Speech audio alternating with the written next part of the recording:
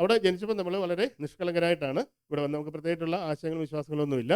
പക്ഷേങ്കിൽ ഇവിടെ വന്ന് ഒരു 6, 7 അല്ല 8 വയസ്സിനുള്ളിൽ നമ്മൾ എന്ത് ചെയ്യും? നമുക്കൊരു ഒരു എൻ്റെ ലൈഫിന് വേണ്ടിയിട്ടുള്ള മുഴുവൻ ആശയങ്ങളെയും വിശ്വാസങ്ങളെയും നമ്മൾ എന്ത് ചെയ്യും? ഇവിടെ നിന്ന് നമ്മൾ നേടിയെടുക്കും അല്ലേ? അതിനുശേഷം ആ ആശയങ്ങളുടെയും വിശ്വാസങ്ങളുടെയും കണ്ണാടിയിലൂടെയാണ് പിന്നീട് നമ്മൾ ഈ പ്രപഞ്ചത്തെ നോക്കുകയും നമ്മുടെ സഹജീവികളെ നോക്കി കാണുകയും ചെയ്യുന്നത്. അതിനനുസരിച്ചാണ് പിന്നീട് നമ്മൾ ഇവിടെ ഇടപെട്ടുകൊണ്ടിരിക്കുന്നത് അല്ലേ? അതായത് ഈ ആശയങ്ങളും വിശ്വാസങ്ങളും ഒക്കെ ശരിക്കും എന്താണ്? നമ്മൾ ഒരു സിസ്റ്റത്തിൽ ലിമിറ്റ് ചെയ്യുന്ന കാര്യങ്ങളാണ് അല്ലേ? അതെല്ലാം ശരിക്കും പറഞ്ഞാൽ നമ്മുടെ ഓരോരോ ഇംപ്രസ്മെന്റ് തന്നെയാണ്. അതായത് ഓരോരോ തടവറകളാണ് അല്ലേ? ഏതെങ്കിലും ഒരു ആശയം വിശ്വാസം ഉള്ള ഒരു വ്യക്തിയെ സംബന്ധിച്ചിടത്തോളം അവർക്ക് ആ ആശയത്തിലും വിശ്വാസത്തിൽ നിന്നുകൊണ്ട് മാത്രമേ എന്ത് ചെയ്യാൻ പറ്റുള്ളൂ? ഈ പ്രപഞ്ചത്തെ അല്ലെങ്കിൽ നമ്മുടെ സഹജീവികളെ നോക്കി കാണാനായിട്ട് പറ്റുള്ളൂ അല്ലേ?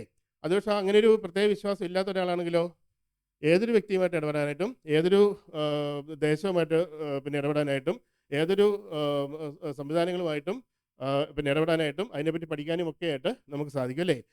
അങ്ങനെ തുറന്ന മനസ്സോടെ നമുക്കൊരു കാര്യം പഠിക്കണമെന്നുണ്ടെങ്കിൽ അല്ലെങ്കിൽ ഒരു ശാസ്ത്രം പഠിക്കണമെന്നുണ്ടെങ്കിൽ എന്ത് വേണം നമുക്ക്? ഈ പറഞ്ഞ തടവറകളിൽ നിന്ന് നമ്മൾ മുക്തമാകണം അല്ലേ?